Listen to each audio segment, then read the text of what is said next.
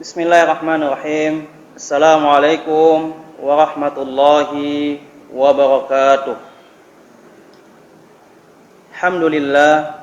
Alhamdulillahilladzi anzala ala 'abdihi ayatin litukhrijan nasa biha minadh-dhulumati ilan nur wa kadzalika ila siratil azizil mustaqim. Asyhadu an la ilaha illallah wahdahu la syarika lah wa asyhadu anna Muhammadan 'abduhu wa rasuluhu la nabiyya ba'dah. Allahumma shalli wa sallim ala sayyidina Muhammad wa ala alihi wa ashabihi wa man tabi'ahu bi ihsanin ila yaumiddin, amma ba'd. Qala Allah ta'ala fi Qur'anil Karim, a'udzu billahi minasyaitonir rajim. Bismillahirrahmanirrahim.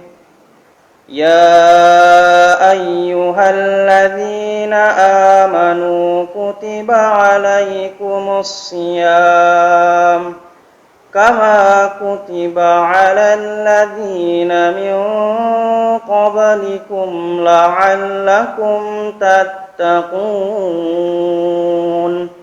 Shadaqallahul azim. Ma'asyiral muslimin wal muslimat rahimakumullah, sahabat-sahabat Arafsyah yang insyaallah dimuliakan oleh Allah Subhanahu wa taala. Yang pertama-tama, marilah kita panjatkan puja dan puji syukur kita kehadirat Allah Subhanahu wa taala sebagaimana berkat segala limpahan rahmat dan nikmatnya, mulai dari nikmat kesehatan. Alhamdulillah pada sore kali ini kita bisa menjalani puasa kita dengan keadaan sehat walafiat. Kemudian ada nikmat kesempatan. Alhamdulillah pada kesempatan kali ini kita bisa mendapatkan Ramadan pada tahun ini. Kemudian ada juga nikmat kebersamaan. Pada kali ini kita bisa berkumpul bersama sanak-sanak saudara kita. Nah, ini semuanya hanya tambahan nikmat-nikmat yang Allah berikan kepada kita. Ada satu nikmat yang paling utama, yang paling tinggi, yaitu nikmat keimanan. Sehingga kita bisa menjalankan ibadah puasa pada Ramadan tahun ini dengan landasan takwa kepada Allah Subhanahu wa taala. Selanjutnya, tak lupa pula marilah kita kirimkan salam dan salawat ke hadirat kita, ke junjungan kita, Nabi besar Muhammad sallallahu alaihi wasallam, yang telah diutus oleh Allah Subhanahu wa taala kepada manusia untuk membawa kita kepada jalan yang lurus. Hadirin yang dimuliakan oleh Allah Subhanahu wa taala.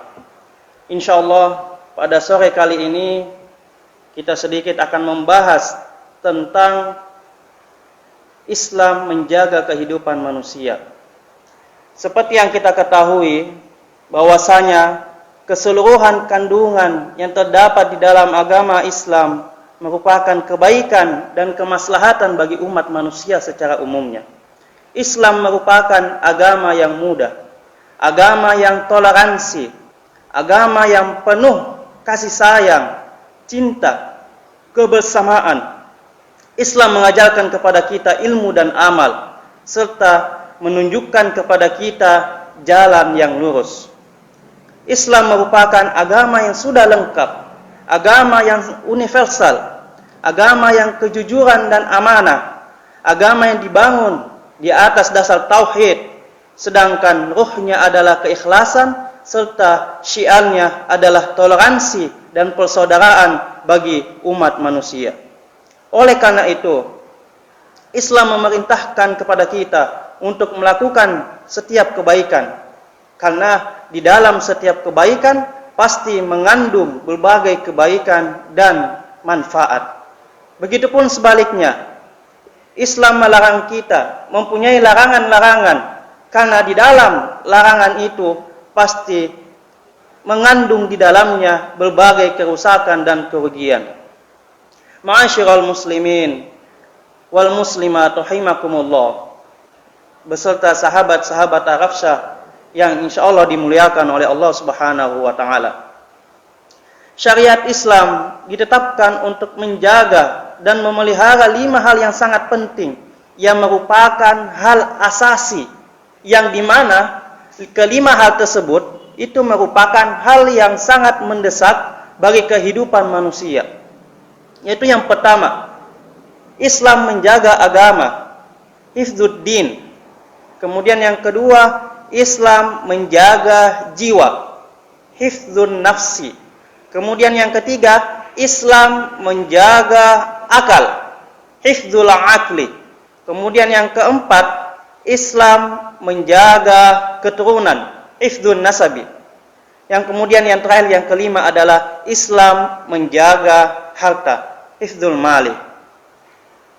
Yang dimana kita ketahui, sahabat-sahabat sekalian, apabila kita melaksanakan kelima hal tersebut, maka insya Allah kita akan menciptakan suasana yang tentram, yang damai, yang aman bagi kehidupan kita sehari-hari.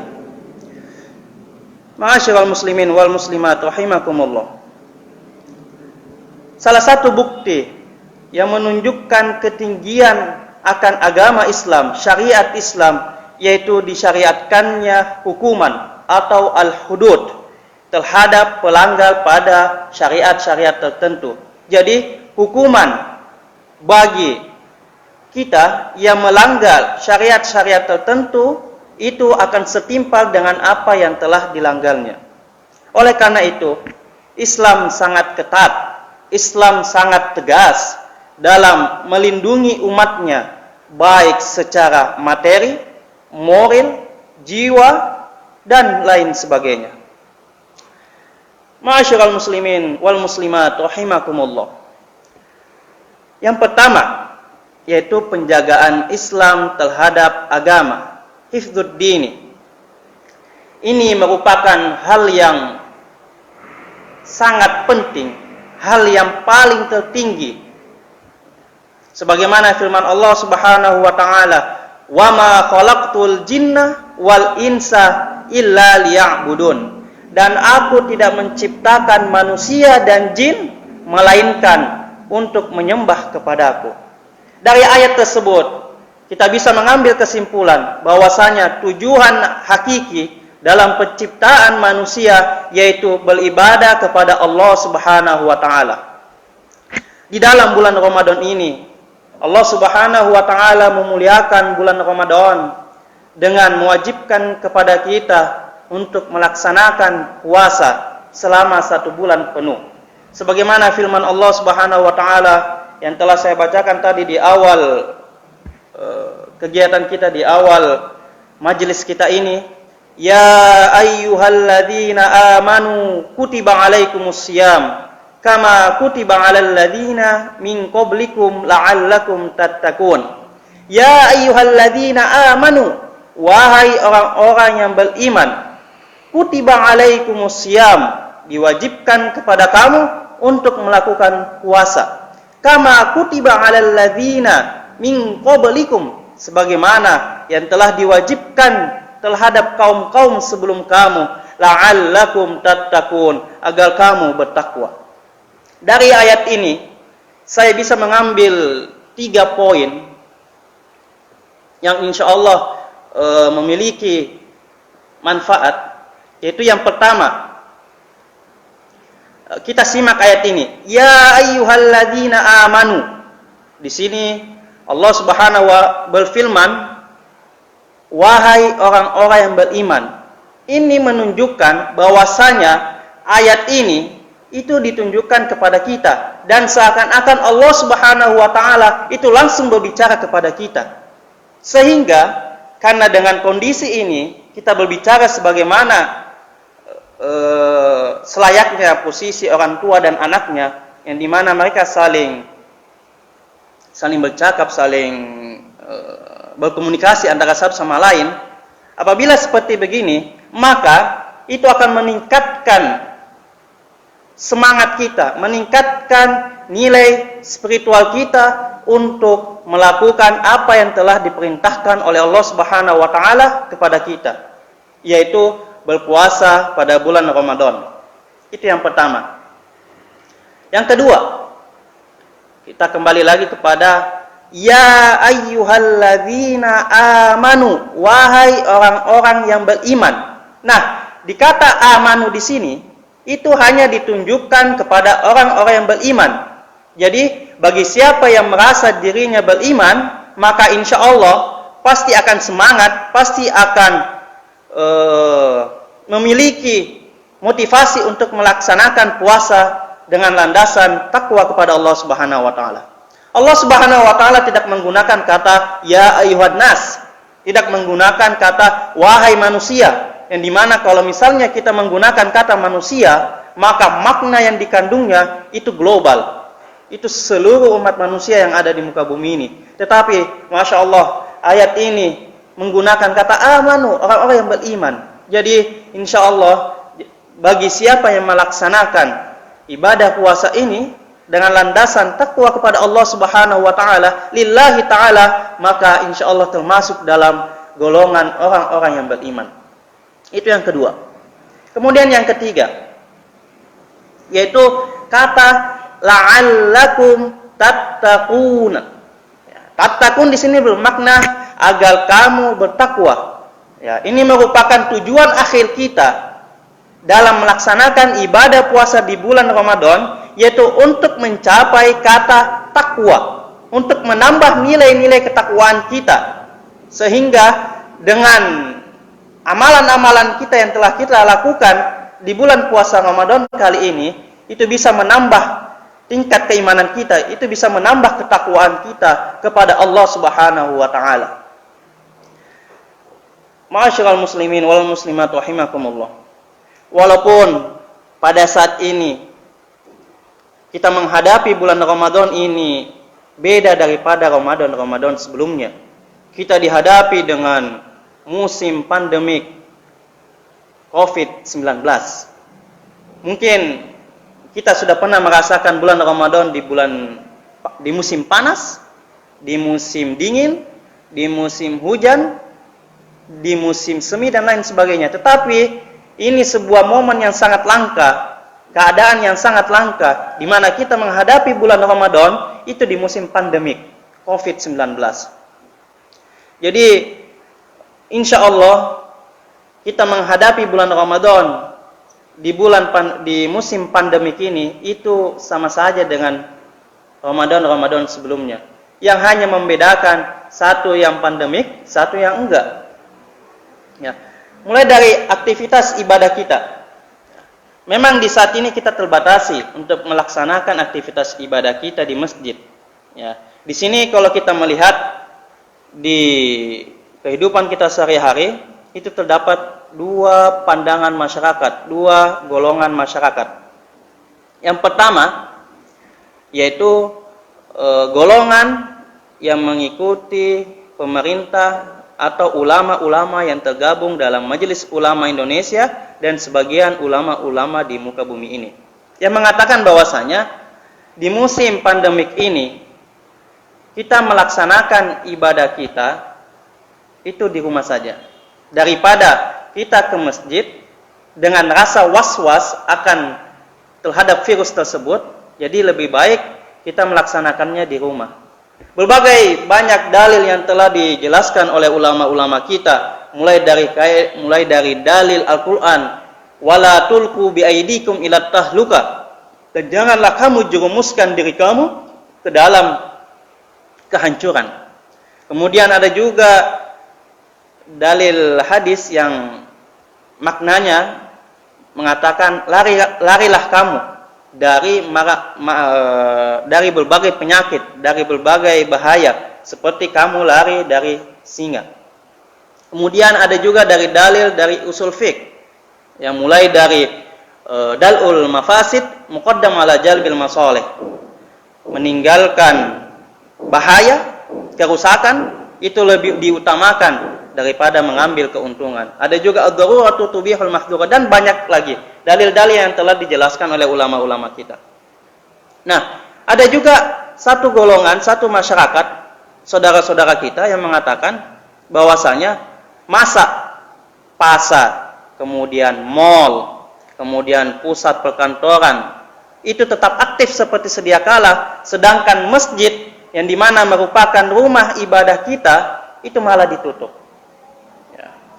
Jadi insya Allah di antara dua pandangan ini, dua golongan ini, semuanya insya Allah baik, tidak ada yang salah, semuanya benar, karena semuanya dilandasi dengan niat Allah Subhanahu wa Ta'ala. Saya pribadi mengikuti golongan yang pertama, yaitu mengikuti pendapat ulama-ulama Indonesia yang tergabung dalam MUI, Majelis Ulama Indonesia, kemudian pemerintah dengan ulama-ulama sebagian besar di dunia, yaitu pada saat ini lebih baik kita melaksanakan aktivitas ibadah kita untuk sementara waktu di rumah daripada di masjid, guna memotong penyebaran virus COVID-19 ini. Dengan saya memilih pendapat ini, setidaknya saya berpikir bahwasanya masalah aktivitas ibadah kita di bulan puasa ini itu sudah dijamin, sudah ada jaminan. Apa jaminannya? Yaitu pendapat-pendapat ulama, yaitu fatwa-fatwa MUI. Jadi fatwa-fatwa MUI itu sudah bisa menjadi jaminan kita akan aktivitas ibadah kita di musim Ramadan ini dan di bulan-bulan lain selain Ramadan. Ya. Adapun kalau misalnya keliru, maka insya Allah yang paling pertama ditanyai itu adalah mereka-mereka, ulama-ulama. Karena insya Allah ulama-ulama kita itu mempunyai ilmu yang mumpuni. Jadi insya Allah. Adapun bagaimana menyikapi teman-teman saudara-saudara kita yang tetap melaksanakan ibadah di masjid seperti sedia kalanya, saya alhamdulillah mengambil poin positif 2 untuk saudara-saudara kita yang melaksanakan ibadah tetap seperti sedia kalanya di masjid. Yang pertama, alhamdulillah kita masih bersyukur, masih banyak saudara-saudara kita yang pengen menghidupkan fungsi-fungsi masjid. Ya, ini yang pertama. Jadi kita masih bersyukur, masih banyak saudara kita yang pengen menghidupkan supaya masjid ini tidak mati dari fungsinya. Itu yang pertama. Yang kedua, alhamdulillah masih banyak saudara-saudara kita itu memiliki jiwa yang sangat kalau dalam bahasa Arabnya itu asy-syakhs muta'allaq bil masajid. Seseorang itu memiliki ikatan batin yang kuat dengan masjid. Sehingga apapun keadaannya, dia pasti akan kembali ke masjid. Dia pasti akan menghidupkan masjid. Nah, ini dua hal yang saya syukuri terhadap saudara-saudara kita yang tetap menjalankan aktivitas ibadahnya. Jadi inilah indahnya Islam. Walaupun kita berbeda-beda, walaupun kita satu mengatakan A, satu mengatakan B, tetapi insya Allah tujuannya hanya untuk mencapai ridho Allah Subhanahu wa Ta'ala. Dua-duanya insya Allah betul, karena semuanya dilandasi dengan dalil-dalil yang kuat. Yang salah itu satu. Siapa yang salah? Yang salah itu dia tidak sholat, tetapi dia ribut. Misalnya dia sudah nggak sholat, kemudian dia ribut sama yang ikut golongan A. Ini dia takut virus daripada Allah Subhanahu wa Ta'ala. Dia berbicara panjang lebar. Kemudian ketika si golongan B melakukan suatu kesalahan, misalnya katakanlah di masjid A ada yang terkena virus corona. Dia langsung berbicara lagi, berkata A, B, C, D sampai Z. Nah, ini yang salah. Dia sudah tidak melakukan sholat, dia sudah tidak melakukan kewajibannya, tetapi dia ribut. Ya. Ma'asyiral muslimin wal muslimat rahimakumullah. Yang kedua adalah penjagaan Islam terhadap jiwa, hifdzun nafsi. Islam dengan tegas mengharamkan pembunuhan, yaitu menumpahkan darah kaum muslimin. Itu yang pertama. Yang kedua, menumpahkan darah kaum kafir yang hidup berdampingan dengan kaum muslimin, yang biasa disebut ahlul dhimmah. Yang ketiga, darah orang kafir yang memiliki perjanjian perdamaian dengan persyaratan tertentu, yang biasa disebut ahlul muahid. Allah Subhanahu wa taala memberikan ancaman yang sangat keras bagi siapa saja yang menumpahkan darah kaum muslimin dengan sengaja. Sebagaimana firman Allah Subhanahu wa taala, "Wa may yaqtul mu'mina", barang siapa yang membunuh seorang mukmin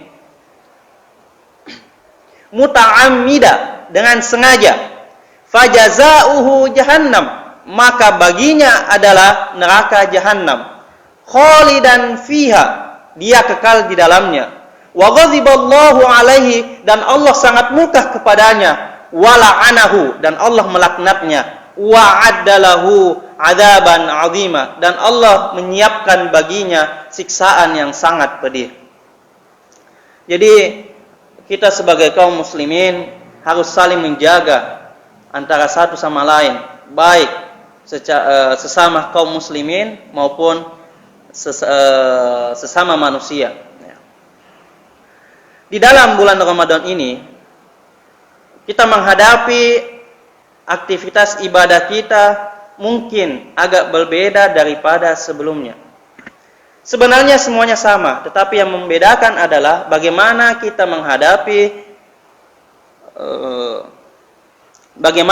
menghadapi kondisi ini. Bahkan saya katakan diri pribadi saya, bahwasanya Ramadan kali ini itu seandainya kalau kita menggunakannya dengan baik secara maksimal, itu lebih baik daripada Ramadan sebelumnya. Kenapa saya katakan demikian? Baik, kita berbicara sedikit. Mulai dari malam. Kita mulai malam karena di dalam bulan Ramadan ini itu pada malam pertama kita tidak langsung puasa. Kita tarawih dulu. Jadi saya sedikit berbicara tentang aktivitas kita di malam hari dulu. Di malam hari kita berbuka puasa. Kemudian setelah berbuka puasa kita sholat maghrib secara berjamaah di rumah. Kemudian setelah itu kita melaksanakan sholat isya. Kemudian setelah sholat isya kita melaksanakan sholat tarawih.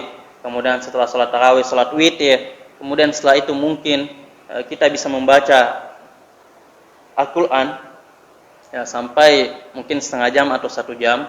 Kemudian kita tidur, istirahat supaya kita bisa bangun tengah malam. Kemudian jam 2 kita bisa bangun. Kita melakukan sholat tahajud, sholat hajat, sholat taubah, sholat tasbih, dan lain sebagainya. Setelah itu kita melaksanakan sahur. Kemudian setelah sahur kita melaksanakan sholat subuh secara berjamaah. Nah, dari malam ini apa yang membedakan antara musim pandemik sama bukan musim pandemik? Nah, mungkin kalau saya lihat mungkin 10 yang membedakan antara musim pandemik sama bukan musim pandemik pada malam hari itu ketika masuk di 10 malam terakhir. Kalau bukan musim pandemik, shaf yang ada di masjid itu akan maju. Pindah shafnya di mall, di pusat perbelanjaan, dan lain sebagainya.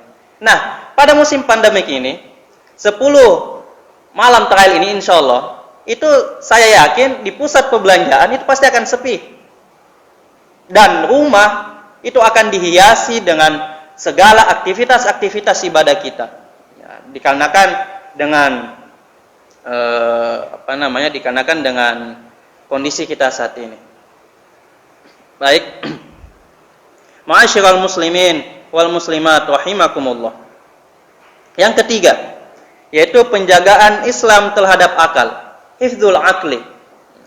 Sarana untuk menjaga akal ialah dengan ilmu. Kalimat wahyu yang pertama kali diturunkan oleh Allah Subhanahu wa taala kepada nabi kita Nabi Muhammad sallallahu alaihi wasallam yaitu kata Iqra, bacalah. Kemudian datang setelah itu, setelah kata tersebut, itu ayat allamal insana ma lam ya'lam. Dia telah mengajarkan kepada manusia apa yang tidak diketahuinya. Jadi dari ayat ini kita bisa mengambil poin bahwasanya sarana untuk menjaga akal ialah dengan ilmu. Ilmu didapatkan dengan membaca. Walaupun bukan jalan satu-satunya untuk mendapatkan ilmu, apalagi di zaman modern ini, banyak sekali sosial media yang bisa kita gunakan secara maksimal, mulai dari YouTube, kemudian Instagram, dan lain sebagainya. Tetapi perlu kita ketahui bahwasanya membaca ini merupakan jalan yang sangat terpenting untuk menggapai sebuah ilmu. Jadi ilmu itu insya Allah akan lekat di dalam diri kita apabila kita membacanya. Ilmu ini itu wajib supaya semakin melekat di dalam diri kita, itu harus disertai dengan amal perbuatan. Ilmu tidak hanya sekedar untuk diketahui saja.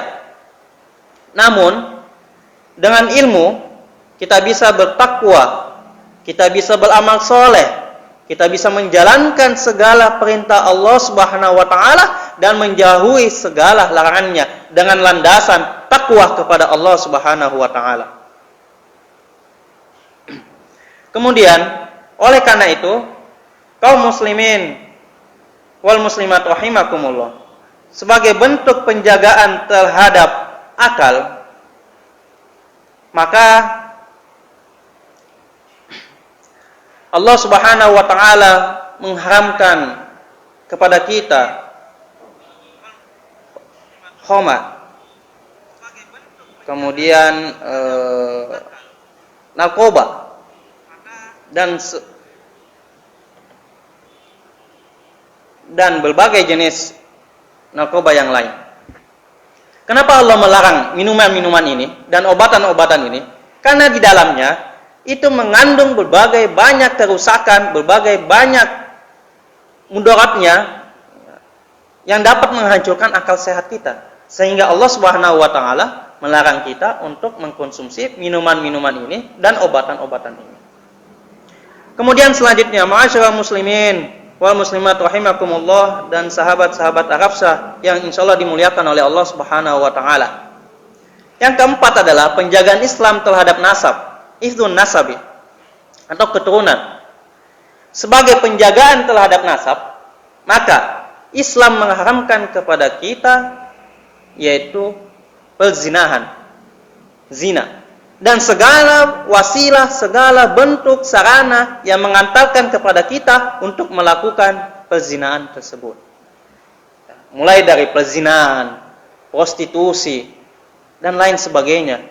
Selain akan mendatangkan murka Allah Subhanahu wa taala, juga memiliki dampak kerusakan yang sangat besar. Misalnya, muncul penyakit-penyakit yang sulit diobati seperti HIV, AIDS yang sampai saat ini mungkin belum ada obatnya. Kemudian tercampurnya keturunan yang tidak jelas. Siapa yang ini, siapa yang itu. Kemudian ini yang paling penting, hilangnya kehormatan seseorang akan zina.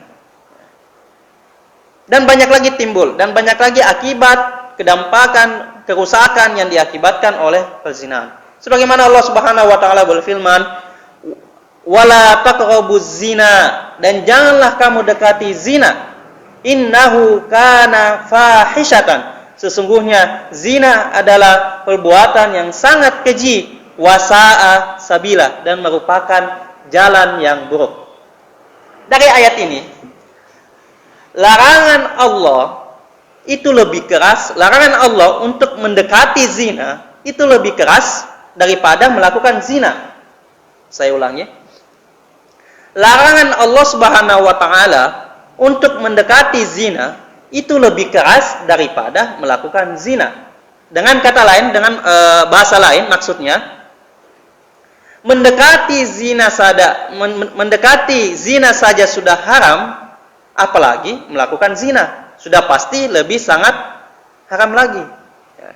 Jadi di dalam bulan puasa ini, marilah kita menjaga hawa-hawa nafsu kita sehingga kita bisa melaksanakan ibadah-ibadah kita dengan baik dan sesuai dengan syariat. Kemudian selanjutnya, yang terakhir, yang kelima, yaitu penjagaan Islam terhadap harta, hifdzul mali. Islam menjaga harta, yaitu harta itu merupakan sesuatu yang menjadi penopang hidup, kesejahteraan dan kebahagiaan seseorang di muka bumi ini. Ya, maksudnya adalah dengan mapannya keberadaan seseorang itu ditentukan dengan harta. Oleh karena itu, terdapat perintah kepada kita untuk mengeluarkan zakat, sedekah, infak, dan lain sebagainya.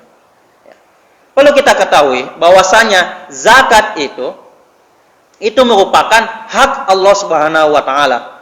Sehingga orang yang menerima zakat itu terjaga dan harta yang dikeluarkannya untuk melakukan zakat tersebut itu bisa menjadi bersih, bisa menjadi suci, bisa menjadi terjaga. Ya. Kemudian kita juga dianjurkan untuk memperbanyak sedekah-sedekah kita, untuk memperbanyak infak-infak kita. Apalagi di musim pandemik ini yang bertepatan di bulan Ramadan ini, banyak sekali saudara-saudara kita yang di luar sana itu merasakan dampak akibat adanya pandemik tersebut. Ya, jadi supaya ibadah-ibadah kita, pahala-pahala kita yang ada di bulan Ramadan ini itu semakin bertambah banyak apabila disertai dengan sedekah, infak. Walaupun pada saat ini mungkin di masjid sudah tidak melaksanakan buka puasa bersama, tetapi alangkah baiknya sebelum buka puasa kita membawa makanan ke pinggir jalan untuk memberikan kepada yang memang membutuhkan. Mungkin sekian yang bisa saya sampaikan. Insyaallah setelah ini ada sesi tanya jawab. Semoga Allah Subhanahu wa taala memberikan kemudahan kepada kita untuk menjalankan segala perintahnya, untuk menjalankan segala perintahnya dan menjauhi segala larangannya, sehingga bisa menambah tingkat keimanan kita, bisa mengokohkan keimanan kita kepada agama Islam. Baik, selanjutnya kita ke sesi tanya jawab. Ini mungkin ada beberapa saudara-saudara kita yang bertanya.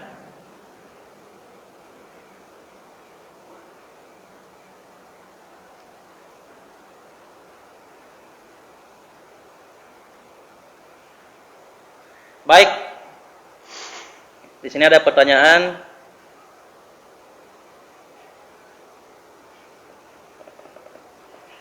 dari saudara kita Ahmad Ikhwan. Assalamualaikum Ustadz, izin mau bertanya, bagaimana dengan pemuda yang belum ada ikatan batin dengan masjid? Apa langkah-langkah untuk bisa terikat batin dengan masjid? Ini suatu pertanyaan yang sangat bagus dan mungkin agak sulit saya jawab karena ini caranya itu berbeda-beda. Kalau saya pribadi, di antara banyak langkah untuk membuat ikatan kita, untuk membuat ikatan diri kita kepada antara diri kita dengan masjid, itu sebenarnya yang paling penting hanya ada satu bagi saya, menurut saya, yaitu niat. Apabila niat kita sudah kuat, ada motivasi untuk menghidupkan masjid, maka insya Allah apapun keadaan kita, maka insya Allah kita pasti akan selalu memiliki ikatan batin dengan masjid. Apalagi di saat ini pemuda-pemuda kita ini yang lagi viral ini yang di Aceh itu, ya, kita mungkin sudah pernah lihat, ya, itu di mana pemuda-pemuda mereka itu ketika sahur dia membangunkan masyarakat dengan cara yang seperti begitu. Nah, ini mereka sebenarnya memiliki ikatan batin yang kuat dengan masjid. Bagaimana caranya? Fungsi masjid di dalam kondisi masyarakat tersebut, di dalam kondisi lingkungan tersebut itu bisa memberikan manfaat kepada masyarakat. Ya. Jadi kalau niat kita sudah baik, ya insya Allah ya, akan tumbuh sendirinya ikatan batin kita terhadap masjid. Ya. Kita bagi pemuda yang pengen sedikit demi sedikit, ya, saya katakan kita tidak bisa langsung memiliki ikatan batin terhadap masjid langsung dalam satu hari langsung memiliki ikatan yang kuat, tidak. Tetapi dengan proses syai'an fa syai'an, qalilan fa qalilan, sedikit demi sedikit, step by step. Ya, kita mulai hari pertama, ya, kita cukup misalnya sholat maghrib dulu, ya, kita biasakan dulu sedikit-sedikit, yang penting istiqomah. Ya. Jangan langsung selalu pengen berada di dalam masjid tetapi tidak istiqomah. Yang penting istiqomah, sedikit demi sedikit saja. Ya, misalnya hari pertama cukup sholat maghrib dulu sama sholat isya. Berjalan 1 minggu, ditambah lagi sholat subuh, sholat maghrib, sholat isya. Berjalan lagi 1 minggu, dilengkapi lagi dengan sholat zuhur asar. Nah, nanti dalam proses yang bertahap, itu insya Allah akan menumbuhkan ikatan batin kita antara kita dengan masjid. Ya, mudah-mudahan kita termasuk pemuda-pemuda yang memiliki ikatan batin terhadap masjid. Karena siapa lagi kalau bukan kita sebagai pemuda-pemuda yang menghidupkan masjid. Baik, terima kasih pertanyaannya atas saudara Ahmad Ikhwan. Ini sangat bermanfaat sekali.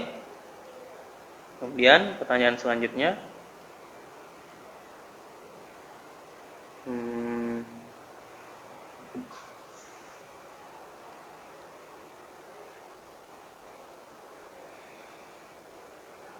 Kalau misalnya sudah tiada lagi antara kita dengan muslim. Ya, mudah-mudahan kita termasuk.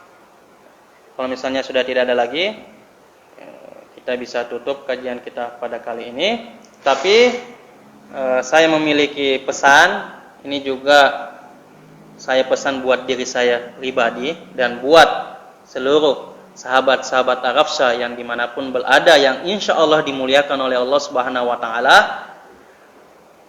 Untuk beribadah itu tidak ada kata terlambat. Bolehlah kita 20 hari Ramadan ini merasa kurang, ya, merasa belum maksimal, tetapi masih ada 10 hari terakhir yang dimana kita harus maksimal untuk mengisi, untuk melakukan segala aktivitas-aktivitas ibadah kita. Ya. Mari kita tingkatkan, ya, aktivitas-aktivitas kita sehingga bisa menambah tingkat keimanan kita dan menambah, ya, ketakwaan kita. Ya. Kita harus selalu berpikir positif. Walaupun di tengah musibah ini, di tengah di tengah pandemik ini, ya, di tengah pandemik ini, walaupun banyak suasana yang kita tidak harapkan, tapi cukup satu untuk menghadapinya, yaitu selalu berpikir positif supaya kita bisa maksimal dalam melaksanakan ibadah-ibadah kita di 10 hari terakhir ini. Mudah-mudahan kita bisa masuk di antara golongan-golongan orang-orang yang mendapatkan malam Lailatul Qadar. Baik.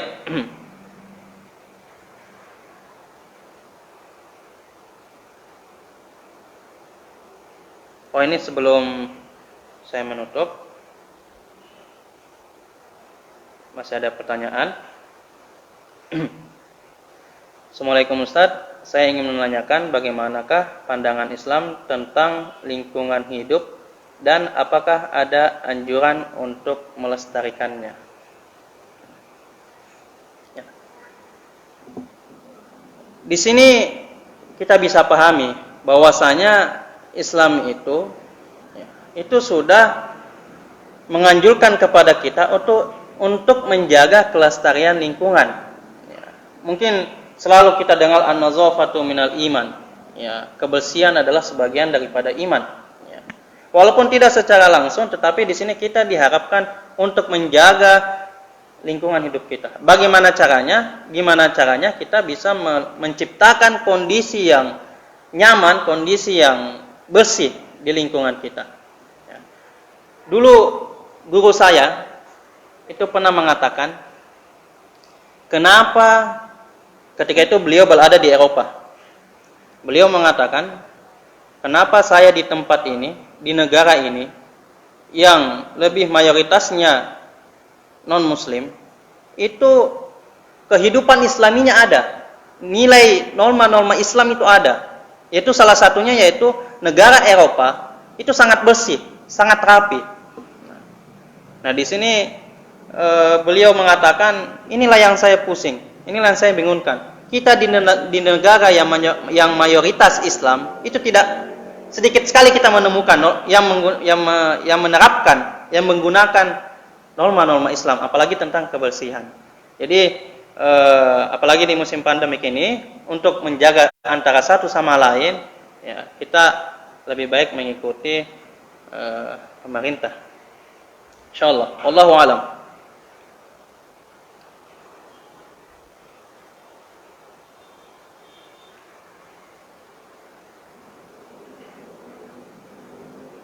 Baik, kemudian ini ada pertanyaan terakhir insyaallah. Assalamualaikum Ustaz, saya ingin bertanya Ustaz mengenai zakat fitrah. Begini, saya berdomisili di Jayapura, akan tetapi keluarga menginginkan saya dan keluarga saya menginginkan menunaikan zakat di Makassar. Untuk masalah zakat fitrah itu kembali kepada pribadi masing-masing. Dimanapun kita berada, dimanapun kita mengeluarkan zakatnya, itu insya Allah diterima. Yang penting adalah kita mengeluarkan. Yang salah itu kalau kita tidak mengeluarkan zakat, itu yang salah. Ya, karena pernah dulu kita juga ketika kita berada di pesantren itu kita bayar zakat di pesantren. Tetapi sebagian keluarga kita itu mengeluarkan zakat di Makassar.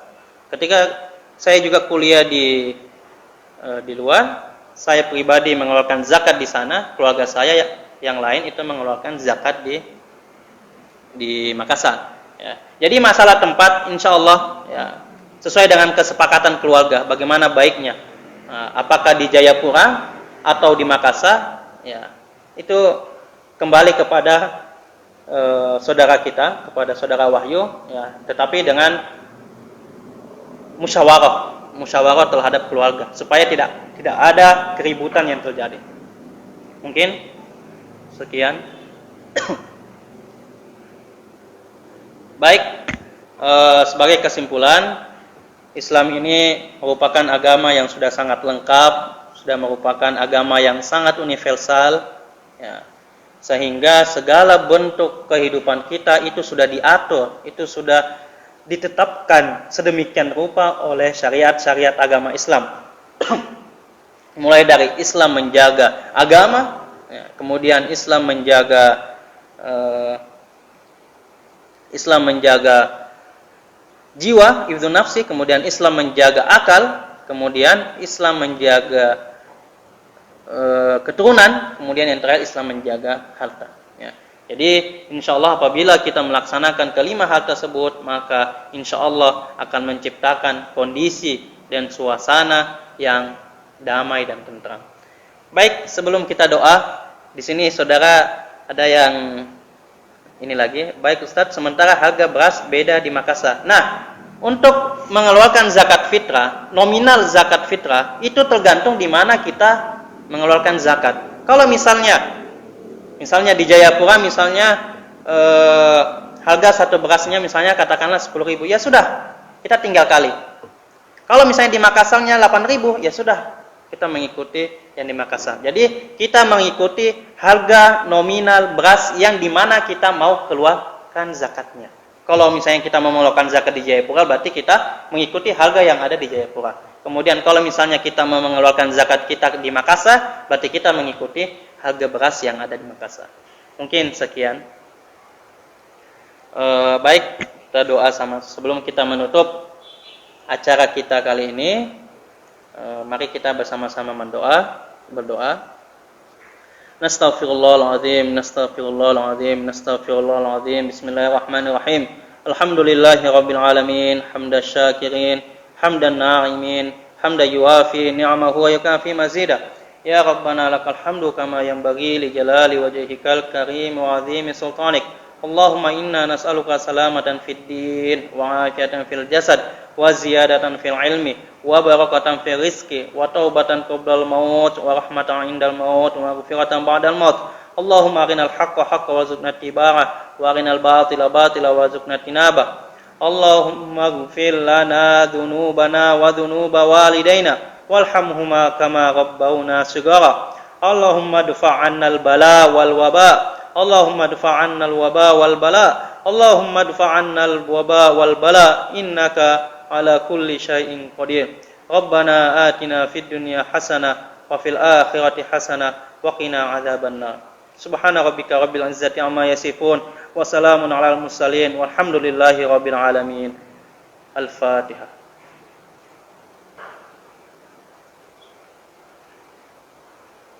Baik, sebelum kita menutup, untuk mendukung supaya kegiatan kita ini tetap berlangsung selama bulan Ramadan ini, maka kita anjurkan untuk mengikuti Arafsah channel dakwah baik di Facebook maupun yang ada di YouTube.